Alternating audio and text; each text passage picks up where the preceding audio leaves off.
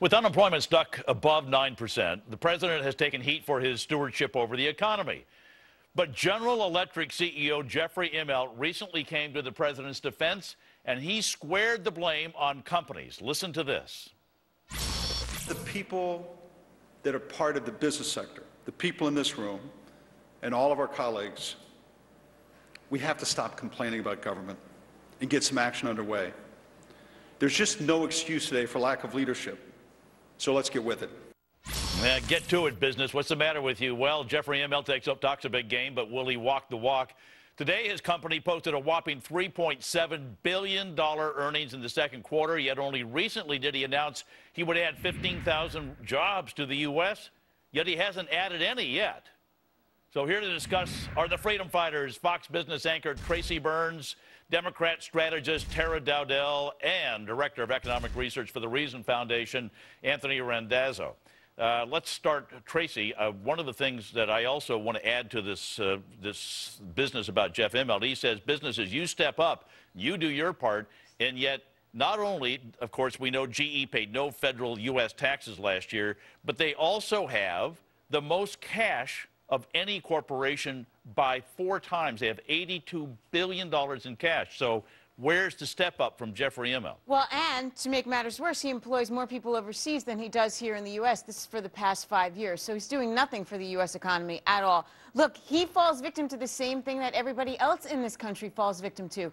Unknowns, too much regulations, unknowns with the tax rules, unknowns with health care. As much as he stands at that podium, he's a hypocrite because he knows that he can't do anything either because of what's coming out of the Obama administration these days. Tara, how can you defend this? I can defend it very easily. As the head of the President's Job Council, that's the role that he should be playing. He should be encouraging businesses to hire people. The reality is we're early into earnings season, but we're already seeing earnings are up, and to the point about these tax breaks and these tax loopholes that many of these businesses are benefiting from. This is a great environment from them because they're not paying taxes. In many instances, Google paid 3%, so they should be taking part in this sacrifice and helping this economy. We all have a role to play. Businesses need to step up too. Anthony, I learned somewhere, I think around 5 years of age, that if my parents told me to do something and they obviously did not practice what they preached, I started to question them. I feel like I'm doing the same thing with Jeff Immelt.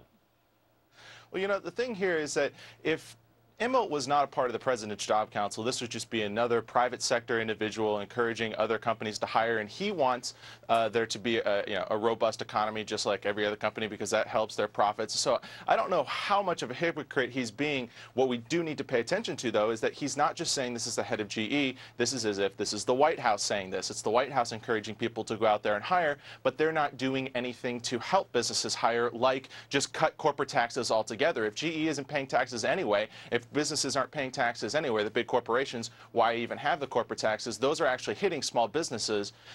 Businesses are not, they're not staying off the sidelines right now just for the hell of it or because they don't like who's in the White House. They don't care who's in the White House. They just don't want taxes and regulation and uncertainty on their back. So if you get rid of those things, then people will start to hire. But I think he is being hypocritical because if he were not on this council, he'd be feeling the same thing everybody else is. Look, there's no demand. The consumer is nervous, so you can't expand a business when you don't have demand and you have regulation and taxes. You don't hire just because you want to be nice. You hire because you got demand for your product. Well, in some instances, there is demand. The recovery has been uneven. So, yes, there are corporations where demand is low. But on the other side, there are corporations where demand is high. And a great example of that is that many companies are trying to do more with less. So they're not hiring even though they need to. And 70% of Americans are not happy with their jobs because they're being pushed to the brink. A guy from Missouri called my radio show yesterday who worked for GE. He says they keep laying off people and not hiring new ones. So anyway, he's got to lead if he's going to be a leader.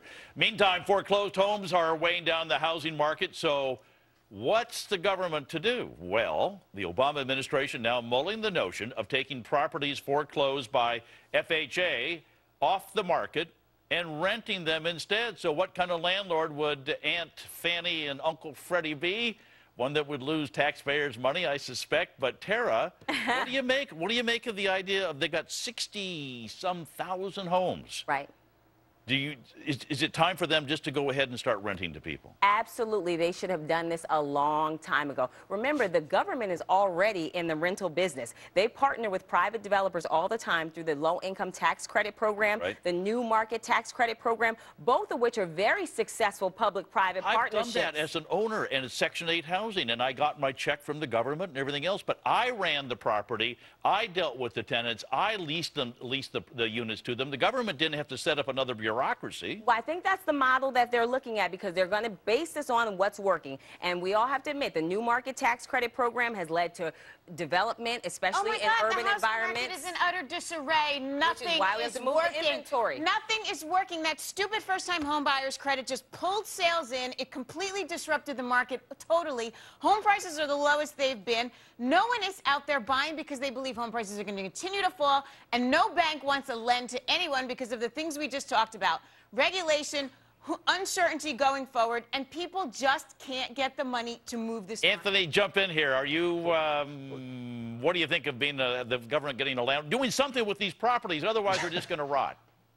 Well, no, it's a terrible idea. We're actually talking about closer to 300,000 homes right now if you look at both Fannie and Freddie's portfolios of the homes that they own, and it's only going to rise if foreclosures go up. Look, here the issue is do we want to deal with housing problems now, or do we want to just drag this out for a really long time? Because if we want to actually see recovering housing, we need to have the bubble go away. And by keeping these houses off the market, by not selling them, so essentially by just dragging out supply, because eventually they're going to need to be sold anyway, or we'll just have a perpetual rental business in the for the federal government. Tara, you're shaking your head no here, because what you're saying, what you're looking at, I know your angle. You're saying, look at these properties, they need to be occupied. Right.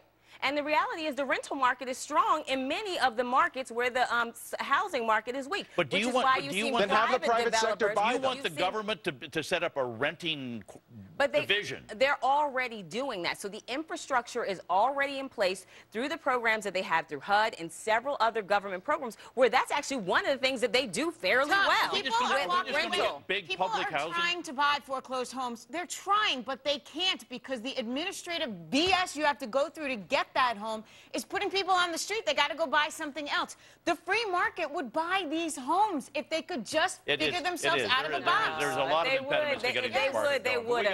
We got to leave it there. Tracy, Tara, Anthony, thank you all very, very much. Appreciate it. Well, do you store walnuts in your medicine cabinet? Huh? The Food and Drug Administration apparently thinks you do. Find out why the FDA is getting a little nutty coming up next.